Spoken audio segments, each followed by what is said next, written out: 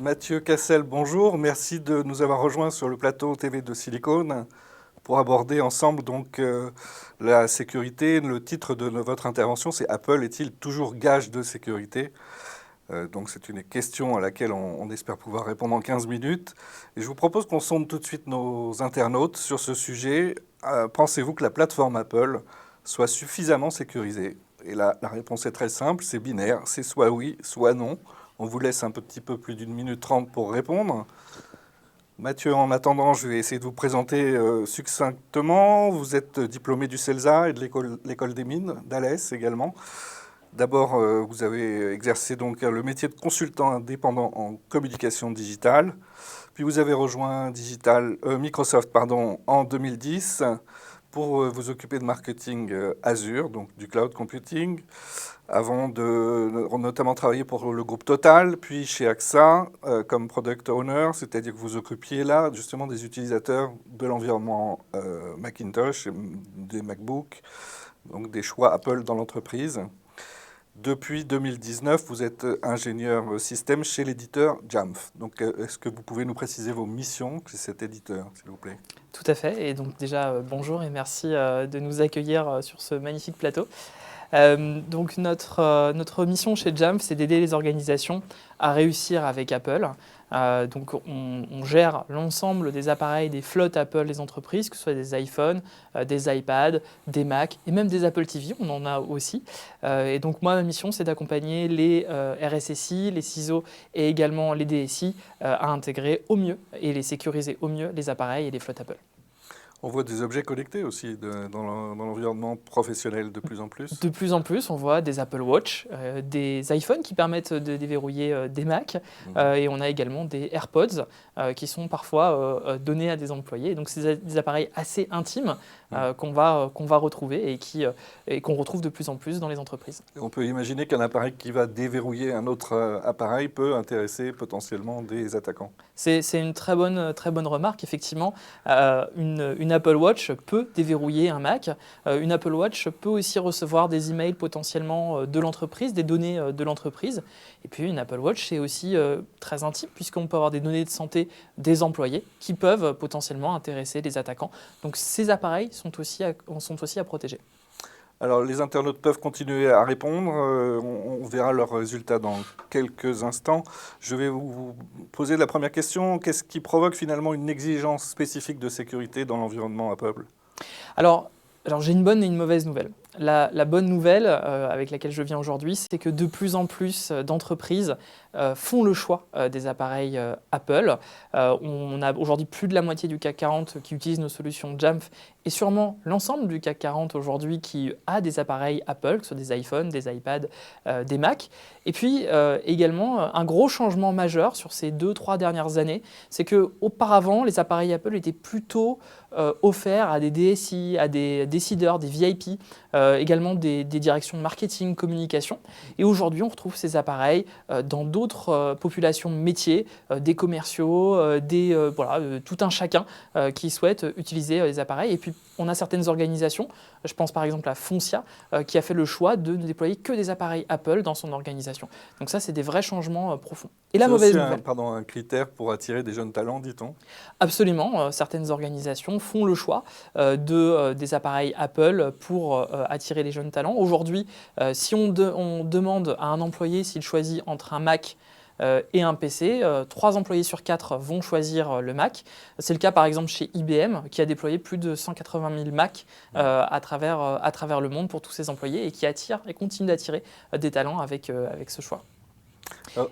La mauvaise nouvelle, du coup, c'est que ça attire aussi, pas que des talents, ça attire aussi des attaquants.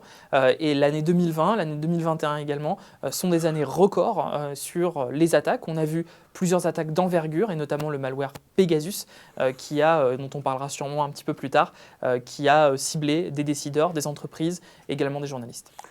Voyez-vous une évolution des usages professionnels autour de la gamme Apple? Et là, on peut élargir aussi naturellement aux objets connectés, aux montres connectées. Oui, alors effectivement, les appareils Apple sont de plus en plus répandus dans l'entreprise. Je pense par exemple à des usages en médical. On a notamment avec le Covid déployé des nouveaux projets en utilisant des iPads entre les mains de médecins, dans les EHPAD et également entre les mains des plus jeunes avec le déploiement de gamme iPad en école, en collège. Et puis, évidemment, effectivement, l'arrivée de Mac et d'iPad Pro et d'usage en mobilité que ça apporte en entreprise. Les objets connectés, effectivement, c'est aussi un enjeu majeur. Et tout ça est accompagné, effectivement, de nouvelles menaces qui ciblent spécifiquement l'écosystème Apple. Vous abordiez l'éducation, je pense que c'est important que chacun ait son rôle, justement. Le professeur a d'autres missions que les élèves ou le personnel administratif, et donc l'usage de ces appareils doit être bien encadré, bien gouverné. Oui, c'est ça, effectivement. Donc, c'est comment je suis capable eh bien, d'apporter les bons outils métiers pour chacun des utilisateurs qui vont avoir ces appareils, qui sont généralement des beaux appareils qu'on aime utiliser. Et puis surtout, la gouvernance du système d'information, ça passe aussi par la gouvernance de l'IT. La consumérisation de l'IT, c'est un vrai enjeu accompagné à toutes ces problématiques Apple et sur lequel nos solutions Jamf aident à apporter par exemple des restrictions ou à upgrader le niveau de sécurité des appareils Apple. Alors, est-ce qu'on peut évoquer peut-être deux ou plusieurs cybermenaces récentes et surtout vérifier leurs préjudices pour la cible?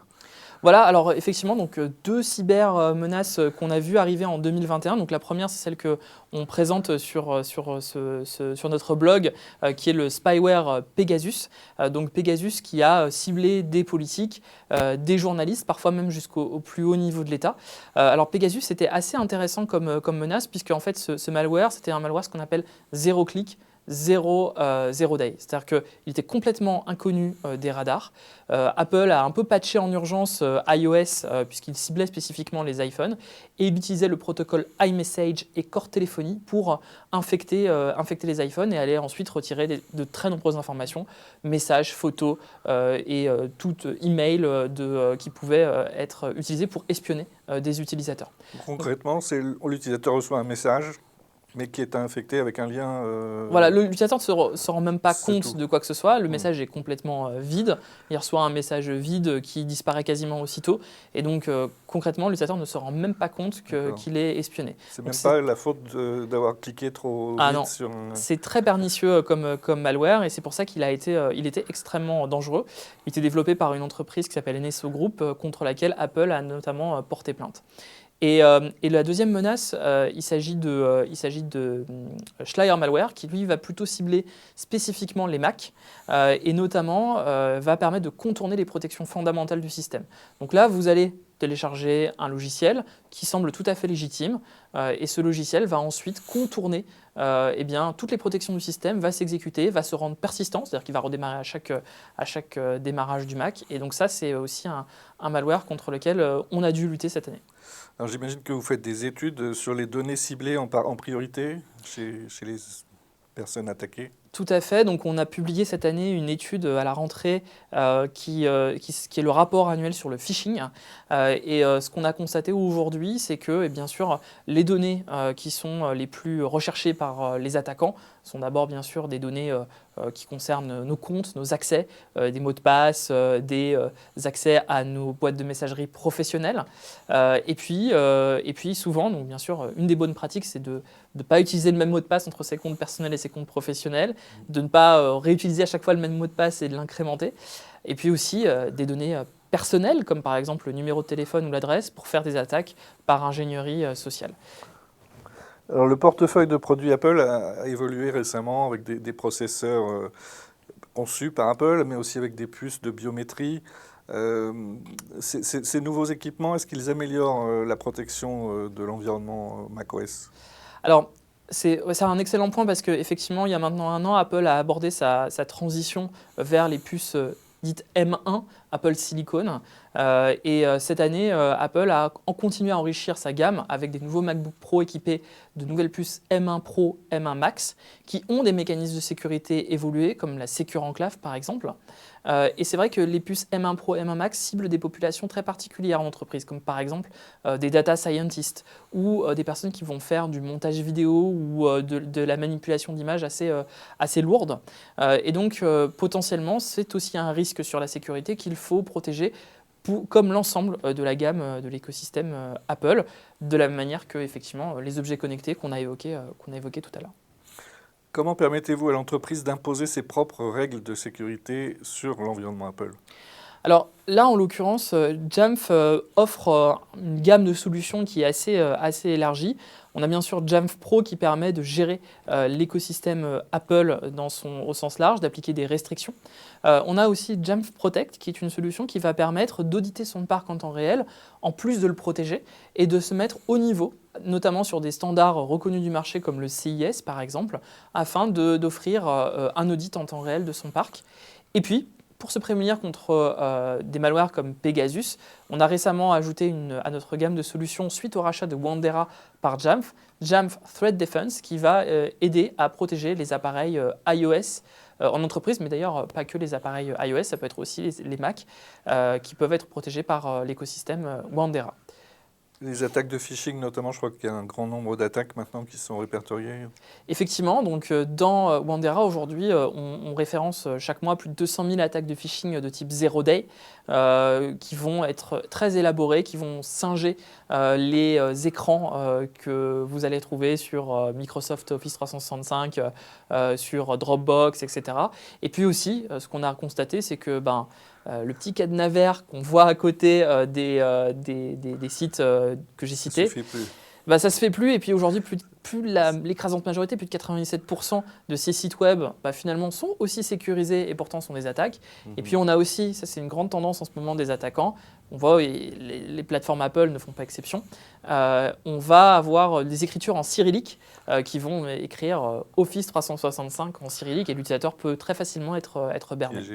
Piégé. Vous avez évoqué la standardisation CIS. Ça veut dire que dans un cadre justement de gouvernance et de mise en conformité, on peut renforcer l'environnement Apple au niveau de l'entreprise, à l'échelle de l'entreprise. C'est exactement ça. C'est-à-dire que si on laisse les fonctionnalités par défaut de macOS, certaines fonctionnalités vont aider l'utilisateur à améliorer son expérience, mais ne se traduisent pas dans les politiques de sécurité de l'entreprise.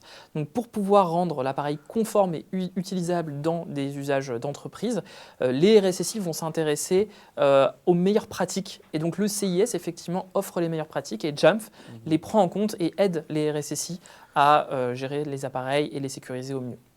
Alors face à la réalité du terrain, justement, quels sont les cas d'usage qui vont nécessiter une surveillance particulière des terminaux Apple? Alors, un cas d'usage qu'on aime beaucoup chez Jamf, qu'on vous montre ici en diapositive, c'est France Télévisions. France Télévisions a déployé aujourd'hui plus de 200 iPhones, ce qu'on appelle les kits UTS, qui équipent les journalistes pour aller filmer sur le terrain des images de reportage qui vont être utilisées, que vous voyez tous les jours au journal de 13h, au journal de 20h. Et donc, ce sont des équipes de production mobiles. Et Jamf, et en fait, finalement, cet appareil-là est connecté directement avec la rédaction de France Télévisions. Et entre de mauvaises mains, ça peut être très grave. Et donc, du coup, Jamf permet très facilement, en un clic, de sécuriser, de déployer des restrictions et également de bloquer, verrouiller ces appareils si jamais ils sont volés ou ils tombent entre de mauvaises mains. Et donc, avec Jamf, France Télévisions a pu déployer ces kits dans le monde entier, y compris sur des théâtres d'intervention, des théâtres de guerre, par exemple en Afghanistan. Oui. Puis là, on voit qu'avec une seule personne, on fait le travail de 3 journalistes, pratiquement, ingénieur du son, monteur et preneur de son et preneur d'images, JRI finalement. C'est ça. Quels sont les prochains défis à relever en 2022 pour Jamf? Alors, l'un des usages, donc on va continuer à investir dans notre plateforme qu'on appelle l'Apple Enterprise Management, gérer, connecter, protéger et compléter la gestion de vos appareils Apple. L'un des éléments qui nous tient beaucoup à cœur chez Jamf, c'est la protection des plus jeunes, notamment la protection des enfants qui utilisent des appareils Apple. On a aussi des laboratoires de recherche, des universités, comme par exemple Lyon 2 Lumière, l'université de Lyon 2 Lumière, qui a intégré dans leur laboratoire des Mac et qui sont gérés par Jamf. Et donc, on va continuer à investir dans la sécurité de ces appareils en 2022, qui va être une belle année, j'espère. À n'en point douter. En tout cas, si on suit votre actualité, merci beaucoup Mathieu pour vos réponses précises. Dans quelques secondes, vous retrouverez Philippe Leroy pour une nouvelle interview, juste après ce jingle. Merci encore.